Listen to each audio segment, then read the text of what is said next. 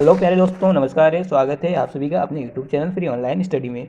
तो 25 मार्च को सामाजिक विज्ञान का पेपर कक्षा 10 राजस्थान बोर्ड का है दोस्तों।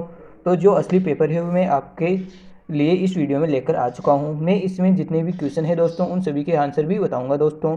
तो अगर आपको भी सामाजिक विज्ञान के पेपर में फोड़ना है, 80 में से 80 नंबर का स्कोर करना है दोस्तों, तो इस वीडियो को आपको कंप्लीट देखना है, क्योंकि इस वीडियो के अंदर में आपको राजस्थान बोर्ड का 10वीं सामाजिक विज्ञान का जो 25 मार्च को जो आपका पेपर होने वाला है दोस्तों, तो उस असली पेपर की इस वीडियो में हम मुंह दिखाई करेंगे दोस्तों। साथ ही में उसके जो सॉल्यूशन है, आंसर है दोस्तों, वो भी बताऊंगा दोस्तों।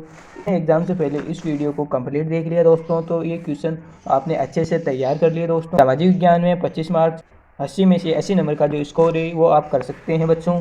तो आपका जो ड्रीम है सामाजिक विज्ञान में हमें 80 में से 80 नंबर फोड़ना है 25 मार्च को, तो आप सही जगह पर हैं। ये वीडियो आपको पूरा देखना है। तो इस वीडियो को शुरू करने से पहले मैं आप सभी स्टूडेंट्स से निवेदन है, रिक्वेस्ट है दोस्तों, कि यदि आपने अभी तक हमारे चैनल को सब्सक्राइब नहीं किया है तो सब्सक्राइब कर लीजिए और साथ में नोटिफिकेशन बेल को प्रेस कर दीजिए। तो देखिए पहले दोस्तों, सबसे पहले है खंड अ यानी कि सेक्शन ए, यानी सेक्शन ए दिया गया है एवं सेक्शन ए के अंदर है प्रश्न संख्या 1। निम्न प्रश्नों के उत्तर सही विकल्प चयन कर उत्तर पुस्तिका में लिखिए। ये जो आपकी प्रश्न संख्या 1 है दोस्तों, इसमें आपसे कुल 12 प्रश्न पूछे गए हैं। कितने दोस्तों? 12 प्रश्न देखने को आपको इसमें मिलेंगे दोस्तों। तो जो टोटल जितने भी प्रत्येक प्रश्न का अंक भार है दोस्तों वो क्या है? 1 होगा। तो यहाँ पर आपको देखना है मेरे प्यारे दोस्तों, प्यारे साथियों।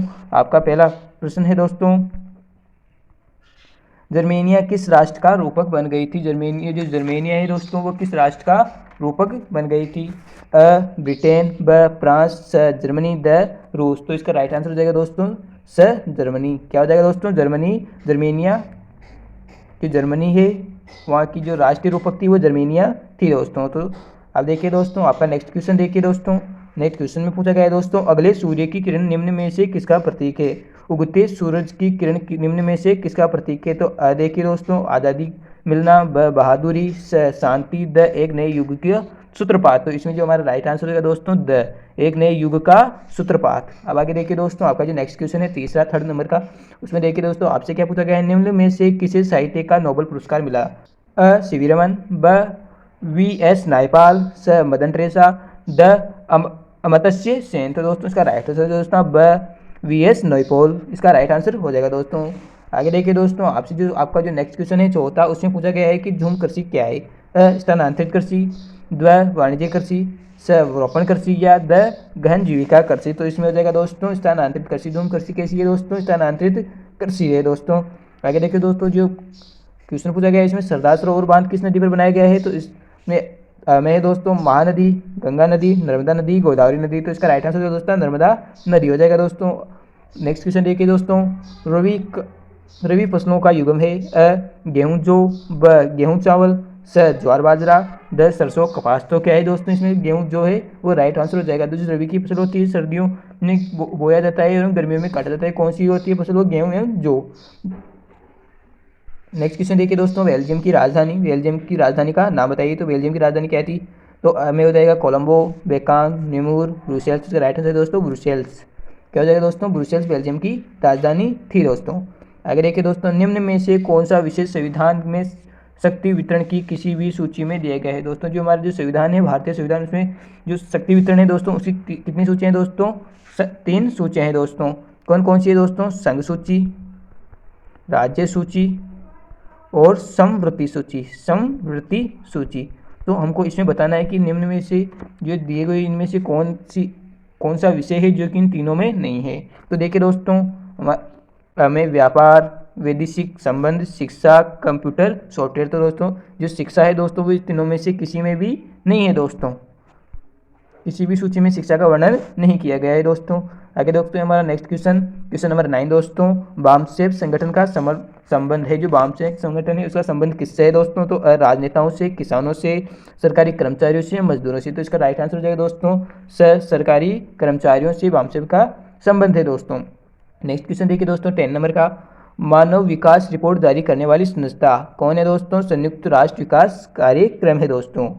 आगे देखिए दोस्तों क्वेश्चन नंबर 11 दोस्तों, द्वितीय क्षेत्र से संबंधित व्यवसाय क्या है दोस्तों? उद्योग, बैंकिंग, संचार सुविधा, भंडार भंडार सेवाएं, तो बताइए दोस्तों क्या है, बैंकिंग इज द हमारा राइट आंसर हो जाएगा दोस्तों। आगे देखिए दोस्तों क्वेश्चन नंबर 12, निम्न में से कौन सा देश सस्ता विनिर्माण केंद्र का उदाहरण है? क्या है दोस्तों, इंग्लैंड, चीन, ऑस्ट्रेलिया, अमेरिका। तो क्या जाएगा दोस्तों हमारा इसमें राइट आंसर हो जाएगा दोस्तों अमेरिका। राइट आंसर हो जाएगा अमेरिका में ही देश सस्ता विकिरण केंद्र का उदाहरण है दोस्तों अमेरिका। आगे देखिए दोस्तों, अब हमसे रिक्त स्थान पूछे गए हैं। क्वेश्चन नंबर 2 है दोस्तों, रिक्त स्थानों की पूर्ति कीजिए। तो दोस्तों इसमें आपसे कुल 6 प्रश्न देखने को मिलेंगे दोस्तों जी। तो यहाँ पर आपका जो पहला क्वेश्चन है दोस्तों, इसमें आपसे क्या पूछा गया है दोस्तों, तो आपका पहले क्वेश्चन में पूछा गया है दोस्तों, मेरे प्यारे साथियों, आपका पहला क्वेश्चन है दोस्तों, एक साथ बहुत सारे देशों में व्यवसाय करने वाली कंपनी को खालिस्तान निगम कहा जाता है। तो दोस्तों क्या कहा जाता है, अंतर्राष्ट्रीय या वैश्विक कंपनी कहा जाता है। उसे क्या कहा जाता है, अंतर्राष्ट्रीय या वैश्विक कंपनी कहा जाता है। आगे देखिए दोस्तों, आपका जो सेकंड क्वेश्चन है उसमें पूछा गया है, जीवमंडल से प्राप्त संसाधन जिनमें जीवन व्याप्त होता है, जिनमें जीवन व्याप्त होता है, खालिस्तान कहलाते हैं। तो क्या कहलाते हैं दोस्तों, जैविक संसाधन। क्या हो जाएगा दोस्तों, जैविक संसाधन, जैविक संसाधन हो जाएगा दोस्तों। आप देखिए दोस्तों, हमारा थर्ड नंबर का क्वेश्चन देखिए दोस्तों, व्यक्तियों के बीच धार्मिक आस्था के आधार पर भेदभाव नहीं करने वाला व्यक्ति खालिस्तान कहलाता है। क्या कहलाता है दोस्तों, धर्मनिरपेक्ष कहलाता है। इसका राइट आंसर हो जाएगा धर्मनिरपेक्ष। क्वेश्चन नंबर 4 देखिए दोस्तों, किसी देश की आय उस देश की सभी खालिस्तान की आय होती है। किसकी होती है दोस्तों, उस देश में निवास करने वालों की, निवासियों की। आगे देखिए दोस्तों, क्वेश्चन नंबर 5 देखिए दोस्तों, तृतीय क्षेत्र को खालिस्तान क्षेत्र भी कहा जाता है। क्या कहा जाता है दोस्तों, सेवा क्षेत्र भी कहा जाता है दोस्तों। आगे दोस्तों क्वेश्चन नंबर 6 देखिए दोस्तों, इसमें पूछा गया खालिस्तान में तिरुउन्नति ने वैश्वीकरण की प्रक्रिया को उत्प्रेरित किया है। तो किसने किया है दोस्तों, प्रौद्योगिकी। क्या है दोस्तों, प्रौद्योगिकी ने वैश्वीकरण की प्रक्रिया को उत्तेजित किया है दोस्तों। तो इस प्रकार जो हमारा जो रिक्त स्थान है दोस्तों वो कंप्लीट होते हैं। अब हम बढ़ते हैं दोस्तों अति लघुत्मक प्रश्न। प्रश्न के उत्तर एक शब्द या एक पंक्ति में देना है दोस्तों। ये आपके जो है 1 नंबर के क्वेश्चन है दोस्तों, तो मैं आपको इनको भी सॉल्व कराऊंगा, बहुत ही बेहतर अच्छे तरीके से बताऊंगा दोस्तों। तो देखिए दोस्तों, आपका जो पहला क्वेश्चन है दोस्तों उसमें क्या पूछा गया है, मारियान की प्रतिमाएं सार्वजनिक चौकों पर क्यों लगाई गई थी दोस्तों, मारियान की प्रतिमाएं क्यों। तो देखिए दोस्तों, मारियान की प्रतिमाएं सार्वजनिक चौकों पर लगाई गई ताकि लोगों को राष्ट्रीय एकता और राष्ट्रीय प्रतीक की आदत याद आती रहे। क्यों लगाई गई दोस्तों, ताकि लोगों को राष्ट्रीय एकता और राष्ट्रीय प्रतीक की याद आती रहे दोस्तों। आपसे जो नेक्स्ट क्वेश्चन दोस्तों, किस बीमारी ने 1890 के दशक में 90% मवेशियों को मौत की नींद सुला दी। कौन सी बीमारी थी जिसने 1890 में 90% मवेशियों को मौत की नींद सुला दी। तो इसका जो आंसर है दोस्तों वो हो जाएगा दोस्तों रिडन पेस्ट महामारी। रिडन पेस्ट महामारी थी दोस्तों, ये मवेशियों में आई थी दोस्तों, बहुत ही भयंकर महामारी थी दोस्तों। तो आगे देखिए दोस्तों, क्वेश्चन नंबर 3, ब्रेटन वुड्स सम्मेलन किस देश में आयोजित किया गया है। तो किस देश में आयोजित किया गया है, तो दोस्तों ये जो ब्रेटन वुड्स सम्मेलन है ये 1944 में अमेरिका में न्यू हैम्पशायर में ब्रेटन वुड्स सम्मेलन आयोजित किया गया था दोस्तों। तो आगे देखिए दोस्तों, क्वेश्चन नंबर 4 देखिए दोस्तों, वनों से प्राप्त होने वाली 2 वस्तुओं के नाम। तो दोस्तों इसमें आपको लिख देना है औषधियाँ, चारा, लकड़ी इत्यादि वनों से प्राप्त होते हैं दोस्तों। हमारा नेक्स्ट क्वेश्चन देखिए दोस्तों, टाका। ये भी आपको क्या है दोस्तों 1 नंबर का है दोस्तों। टाका क्या है दोस्तों, तो टाका एक पारंपरिक तकनीकी का था, रेगिस्तान में प्रयोग किए जाने वाला पानी का एक बड़ा गड्ढा है दोस्तों, जिसमें पानी को इकट्ठा किया जाता है तथा बाल्टी की मदद से बाहर निकालकर उपयोग में लिया जाता है। यह मुख्य रूप से ग्रामीण क्षेत्रों में ही बनाए जाते हैं दोस्तों। जो टाका है दोस्तों वो क्या है कि रेगिस्तान थार प्रदेशों में पाया जाने वाला एक गड्ढा है जिसका उपयोग ग्रामीण द्वारा किया जाता है दोस्तों। आपका जो नेक्स्ट क्वेश्चन है दोस्तों, क्वेश्चन नंबर 6, भारत में उगाई जाने वाली 2 मुख्य रेशेदार फसलों के नाम बताइए दोस्तों। तो इनके नाम बता देना है दोस्तों आपको, कपास एवं जूट। क्या है दोस्तों, कपास एवं जूट। श्रीलंका स्वतंत्र राष्ट्र कब बना। श्रीलंका स्वतंत्र राष्ट्र कब बना, तो इसका उत्तर हो जाएगा दोस्तों 1948। क्या हो जाएगा दोस्तों 1948। नेक्स्ट क्वेश्चन देखिए दोस्तों, आपका भारतीय संविधान में हिंदी के अलावा कितनी भाषाओं का अनुसूचित भाषा का दर्जा दिया गया है। यानी कि भारतीय संविधान में हिंदी के अलावा और कितनी भाषाएं हैं जिनको इसका दर्जा दिया गया है। तो दोस्तों इसके अलावा कुल कितनी भाषाएं हैं दोस्तों, तो उनकी संख्या है दोस्तों 22। कितनी भाषाएं दोस्तों, 22 हैं। आगे देखिए दोस्तों, क्वेश्चन नंबर 9 देखिए दोस्तों, इसमें पूछा गया है कि किसी आंदोलन के राजनीतिक दल के रूप में बदलने का कोई एक उदाहरण दीजिए। तो दोस्तों कौन सा आंदोलन था तो जो एक राजनीतिक दल में बदल गया है, तो उसका उत्तर हो जाएगा दोस्तों दलित वर्ग समूह। क्या हो जाएगा दोस्तों, दलित वर्ग समूह है जो वो एक आंदोलन था दोस्तों और वो राजनीतिक दल में बदल गया था दोस्तों। तो इस प्रकार हमारा 9th जो क्वेश्चन दोस्तों वो भी कंप्लीट होता है दोस्तों। अब देखिए दोस्तों क्वेश्चन नंबर 10 देखिए दोस्तों, क्वेश्चन नंबर 10 देखिए, धारणीय विकास से आप क्या समझते हैं? जो धारणीय विकास है उससे आप क्या समझते हैं? तो देखिए दोस्तों, धारणीय विकास ऐसा विकास है जो वर्तमान पीढ़ी की आवश्यकताओं की पूर्ति इस प्रकार से करता है कि भावी पीढ़ियों को अपनी आवश्यकताओं पूरी करने के लिए किसी प्रकार के समझौता न करना पड़े। यानी कि हमें अपनी आवश्यकताओं की पूर्ति इस प्रकार करनी चाहिए कि हमारे जो भविष्य की आने वाली पीढ़ियाँ हैं उनको किसी भी प्रकार की कोई समस्या ना हो दोस्तों। तो आगे देखिए दोस्तों, क्वेश्चन नंबर 11। क्वेश्चन नंबर 11 दोस्तों, आपके अनुसार भारत के अधिकांश लोग कहाँ नियोजित है? कहाँ नियोजित है दोस्तों? तो इसका उत्तर हो जाएगा दोस्तों प्राथमिक क्षेत्रक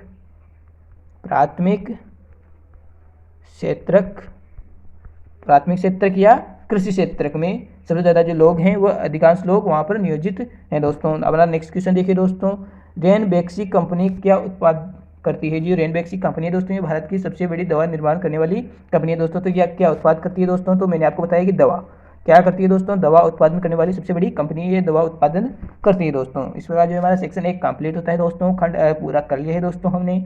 अब देखिए दोस्तों, हमारा जो अगला सेक्शन है दोस्तों खंड ब यानी कि सेक्शन बी देखिए दोस्तों। इसमें आपसे पूछा गया है दोस्तों लघुरात्मक प्रश्न संख्या 4 से 16 के उत्तर लिखिए। शब्द सीमा 50 यानी कि आप 50 शब्दों में इनके उत्तर देने हैं, यानी कि 4 से 5 लाइन में इनके जो है आपको उत्तर देने हैं दोस्तों। इसमें देखिए दोस्तों, हमारा जो पहला क्वेश्चन पूछा गया है दोस्तों, देखिए दोस्तों रूढ़िवाद क्या है? जो रूढ़िवाद है दोस्तों वो क्या है दोस्तों, उसके बारे में बताना है दोस्तों। तो देखिए दोस्तों, रूढ़िवाद क्या है दोस्तों? रूढ़िवाद परंपरागत या पुरानी बातों को मानते चले आने का सिद्धांत। रूढ़िवाद क्या है? परंपरागत यानी पुरानी बातों को मानते चले आने का सिद्धांत है दोस्तों। हमारा जो अगला क्वेश्चन पूछा गया है दोस्तों, हमसे पूछा गया है खेड़ा जिले के किसान किस कारण से लगान चुकाने की हालत में नहीं थे? जो खेड़ा जिले के गुजरात का जो खेड़ा जिला है दोस्तों, उसके जो किसान है वो लगान चुकाने की हालत में क्यों नहीं थे? क्योंकि फसल खराब हो जाने एवं प्लेग की महामारी के कारण दोस्तों उनकी स्थिति बहुत ही खराब थी। तो इसका आंसर हो जाएगा दोस्तों फसल खराब हो जाने एवं प्लेग की महामारी के कारण। देखिए दोस्तों, हमारा जो 5वां क्वेश्चन होता है दोस्तों वो भी कंप्लीट होता है दोस्तों। क्वेश्चन नंबर 6 देखिए दोस्तों, आयात शुल्क क्या है? आयात शुल्क क्या है दोस्तों? तो आयात शुल्क किसी वस्तु के आयात पर लगाए जाने वाला शुल्क है, यानी कि जो टैक्स होता है दोस्तों उसे क्या कहते हैं? आयात शुल्क कहते हैं, किसी वस्तु पर लगाए जाने वाला शुल्क।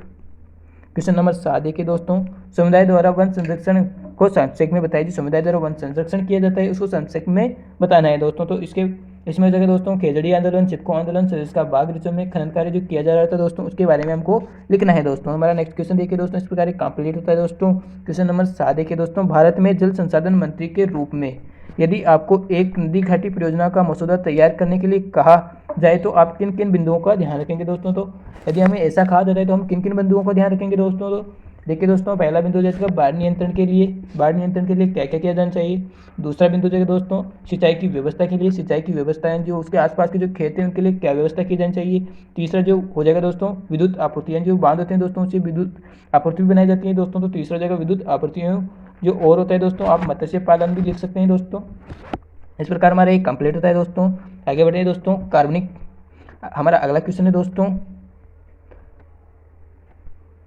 कार्बनिक कृषि की व्याख्या कर दीजिए। जो कार्बनिक कृषि है उसकी व्याख्या करें दोस्तों। कार्बनिक कृषि किसे कहते हैं? यह खेती करने की वह पद्धति है जिसमें रासायनिक उर्वरक, पीड़कनाशी, शाकनाशी आदि का उपयोग बहुत कम या बिल्कुल नहीं के बराबर किया जाता है, यानी कि जिसमें रसायनों का उपयोग बिल्कुल कम या ना के बराबर किया जाता है उसे कार्बनिक कृषि कहते हैं दोस्तों। तो अगला देखिए दोस्तों, हमारा क्वेश्चन नंबर 10, सत्ता की साझेदारी में नियंत्रण एवं संतुलन की व्यवस्था को संक्षेप में स्पष्ट कीजिए दोस्तों। तो इसमें क्या है कि हमारे नियंत्रण एवं संतुलन की जो व्यवस्था है उसके बारे में बताना है दोस्तों। जो भारत की जो शासन व्यवस्था है दोस्तों उसके क्या है जो उसकी जो विभिन्न अंग है दोस्तों, जैसे कि विधायिका, कार्यपालिका, न्यायपालिका बीच में जो उसकी सत्ता को दोस्तों बांटा गया है दोस्तों। तो इसमें जो विधायिका, कार्यपालिका, न्यायपालिका होती है दोस्तों, ये उनके क्या है दोस्तों एक दूसरे के ऊपर दबाव होता है जिससे कि कोई भी अपना मनचाहा शासन स्थापित नहीं कर पाती, तो अपनी मनमानी नहीं कर पाती है दोस्तों।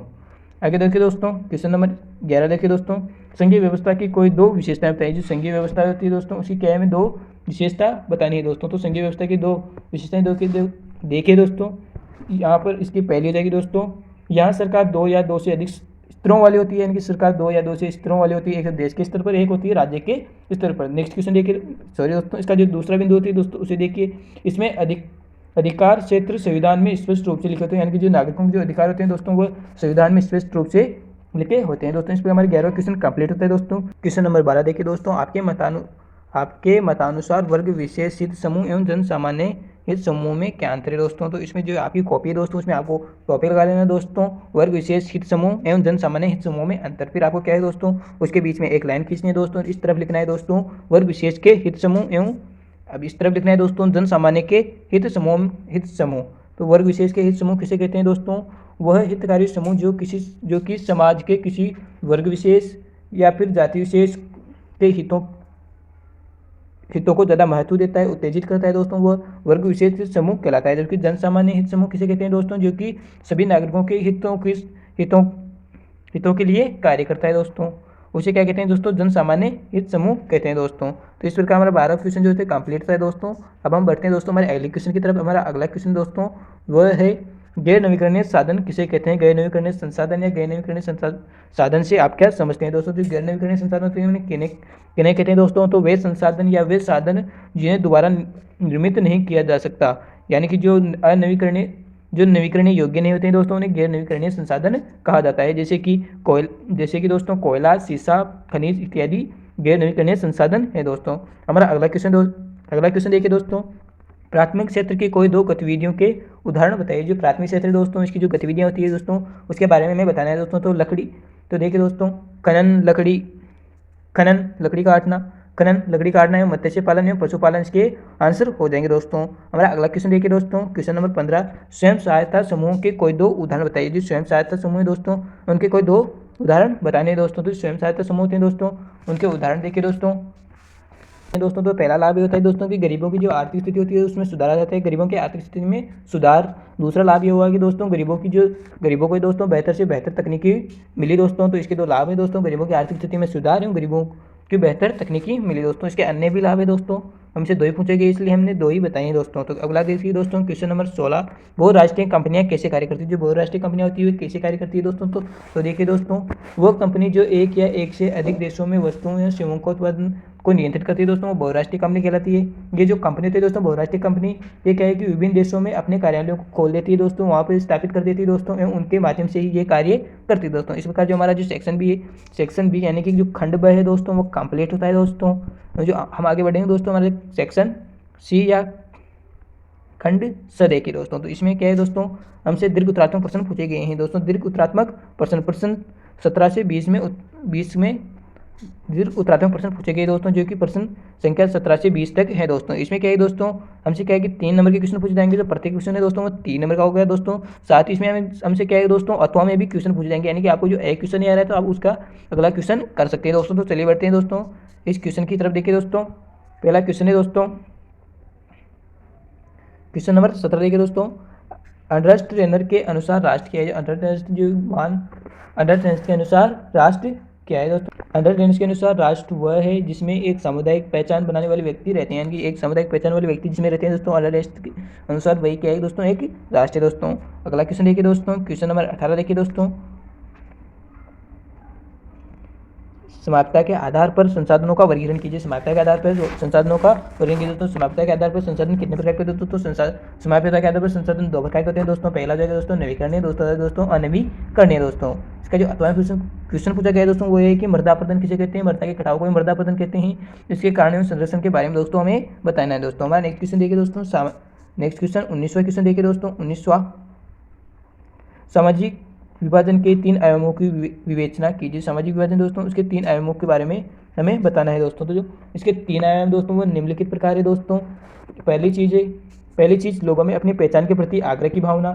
अगर लोग खुद को सबसे विशिष्ट एवं अलग मानने लगते हैं दोस्तों, तो उनके दूसरों के साथ तालमेल बिठाना मुश्किल हो जाता है दोस्तों। दूसरी महत्वपूर्ण चीज़ है किसी समुदाय की मांगों को राजनीतिक दल कैसे उठा रहे हैं, यानी कि जो दूसरी चीज़ है दोस्तों वो किसी समुदाय की मांग है दोस्तों, तो उसको राजनीतिक दल कैसे उठा रहे हैं। जो तीसरी चीज़ है दोस्तों, तीसरी चीज़ है सरकार का रुख नागरिकों के प्रति कैसा है। इस प्रकार दोस्तों हमारा 19वां प्रश्न जो है कंप्लीट होता है दोस्तों। अब आगे बढ़ते हैं दोस्तों 20वें क्वेश्चन की तरफ। तो देखिए दोस्तों 20वां क्वेश्चन है दोस्तों, बैंकों से आपको कौन कौन सी सुविधाएं प्राप्त होती है, किन्हीं 3 का उल्लेख कीजिए दोस्तों। बैंकों से हमें कौन कौन सी सुविधाएं प्राप्त होती है दोस्तों? तो देखिए दोस्तों, बैंकों से हमें निम्नलिखित सुविधाएं प्राप्त होती है। जनता से राशि लेकर जमा करने की सुविधा, जो बैंक होती है वो हमारी राशि को जमा करती है दोस्तों। जनता को ऋण प्रदान करती है, जो बैंक होती है जो जनता को ऋण प्रदान करने की सुविधा भी प्रदान करती है दोस्तों। ग्राहकों के लिए एजेंट बनकर काम करते हैं, ग्राहकों के लिए एजेंट बनकर कार्य करते हैं दोस्तों, और विविध सेवाएं प्रदान करते हैं दोस्तों। तो इसका हमारा जो 19वां क्वेश्चन कंप्लीट होता है, हमारा जो सेक्शन सी है दोस्तों वो भी कंप्लीट होता है दोस्तों। तो हम आगे बढ़ते हैं दोस्तों, हमारा जो सेक्शन डी यानी कि खंड द की तरफ देखिए दोस्तों। तो इस जो खंड द है दोस्तों, इसमें हमसे निबंधात्मक प्रश्न पूछे गए, यानी कि 1 से 2 3 पेज में हमें इनके उत्तर देने हैं दोस्तों। प्रश्न संख्या 21-22 में, यानी कि 2 क्वेश्चन है दोस्तों, 21 एवं 22। देखिए दोस्तों, हमारा जो पहला क्वेश्चन है दोस्तों, असहयोग आंदोलन के दौरान शहरों की गतिविधियों का वर्णन कीजिए। असहयोग आंदोलन दोस्तों, उसके दौरान शहरों में क्या क्या किया गया था, उन सभी का में क्या है दोस्तों, वर्णन करना है दोस्तों। तो आपको अपनी जो कॉपी दोस्तों, उस पर टॉपिक लगाना है दोस्तों, तो टॉपिक लगाना है दोस्तों, असहयोग आंदोलन के दौरान शहरों की गतिविधियाँ। फिर लिखिए, जैसा कि दोस्तों आप अपनी स्क्रीन पर देख सकते हैं दोस्तों, शहरों में असहयोग आंदोलन की प्रगति की विवेचना निम्नलिखित बिंदुओं के अंतर्गत की जा सकती है। पहला टॉपिक हो जाए दोस्तों हमारा विद्यार्थियों, शिक्षकों एवं वकीलों की भूमिका। तो इसमें देखिए दोस्तों, असहयोग आंदोलन के दौरान शहरों में हजारों विद्यार्थियों ने स्कूल कॉलेज छोड़ दिए, मुख्य अध्यापकों एवं शिक्षकों ने त्यागपत्र सौंप दिए, वकीलों ने मुकदमा लड़ना बंद कर दिया एवं बड़ी संख्या में आंदोलनों में भाग लिया। दूसरा टॉपिक आपको लगाना है ना दोस्तों, परिषद चुनावों का बहिष्कार। मद्रास के अतिरिक्त अधिकतर प्रांतों में परिषदों चुनावों का बहिष्कार किया गया, लेकिन मद्रास के गैर ब्राह्मणों द्वारा गणित जस्टिस पार्टी के परिषद चुनावों का बहिष्कार नहीं किया गया। यानी कि जो मद्रास की जो जस्टिस पार्टी थी, उसके द्वारा जो है दोस्तों परिषदों का चुनाव का बहिष्कार नहीं किया गया था। अब देखिए दोस्तों, आपका तीसरा टॉपिक लगा देना है दोस्तों, आर्थिक मोर्चे पर असहयोग आंदोलन का प्रभाव। जो आर्थिक मोर्चा था उस पर असहयोग आंदोलन का क्या प्रभाव था, तो देखिए, आंदोलन के दौरान विदेशी वस्तुओं का बहिष्कार किया गया, शराब की दुकानों की पिकेटिंग की गई, यानी कि धरना दिया गया शराब की दुकानों पर, विदेशी कपड़ों की होली जलाई गई, अनेक स्थानों पर व्यापारियों ने विदेशी वस्तुओं का बहिष्कार व्यापार करने से मना कर दिया। यानी कि जो व्यापारी थे तो उन्होंने विदेशी वस्तुओं का बहिष्कार कर दिया, उनका व्यापार करने से मना कर दिया। इसके फलस्वरूप क्या हुआ दोस्तों, विदेशी कपड़ों का आयात आधा रह गया एवं भारतीय कपड़ा मिलों तथा हथकरघों का उत्पादन बढ़ गया दोस्तों। तो इस बार जो हमारा जो 21वां क्वेश्चन है दोस्तों, वो कंप्लीट था दोस्तों। और हमारा देखिए दोस्तों 22वां क्वेश्चन, इसमें हमसे क्या पूछा गया है दोस्तों, धर्मनिरपेक्ष शासन के लिए भारतीय संविधान में कौन से प्रावधान किए गए। कोई 4 विधान के, जो हमारा जो संविधान दोस्तों, उसमें ये धर्मनिरपेक्ष है, इसके लिए क्या क्या प्रावधान किए गए, इसके बारे में हमें बताना है दोस्तों। तो आपको फिर से देखना है दोस्तों, फिर से आप देखिए दोस्तों, अपनी स्क्रीन पर आप देख सकते हैं दोस्तों, हमारे संविधान निर्माताओं ने धर्मनिरपेक्ष शासन का मॉडल चुना, इसी आधार पर संविधान में निम्नलिखित प्रावधान किए गए दोस्तों। इसमें आपका पहला टॉपिक है दोस्तों, कोई धर्म राज्य नहीं, यानी कि भारत में कोई भी जो राज्य होता है उसको कोई भी राज्य धर्म नहीं दोस्तों। तो भारतीय राज्य, तो देखिए दोस्तों, भारतीय राज्य ने किसी भी धर्म को राजनीतिक धर्म के रूप में अंगीकृत नहीं किया है। श्रीलंका में बौद्ध धर्म, पाकिस्तान में इस्लाम, इंग्लैंड में ईसाई धर्म का जो दर्जा है, उसके विपरीत भारत का संविधान किसी भी धर्म को विशेष दर्जा नहीं देता है। कोई भी धर्म नेक्स्ट देखिए दोस्तों, इसका जो टॉपिक है दोस्तों, भारत भी धर्म अपनाने की स्वतंत्रता। भारत में कोई भी धर्म अपनाने की जो स्वतंत्रता है दोस्तों। संविधान सभी नागरिकों को समुदाय को किसी भी धर्म का पालन करने तथा प्रचार करने का आज़ादी देता है दोस्तों।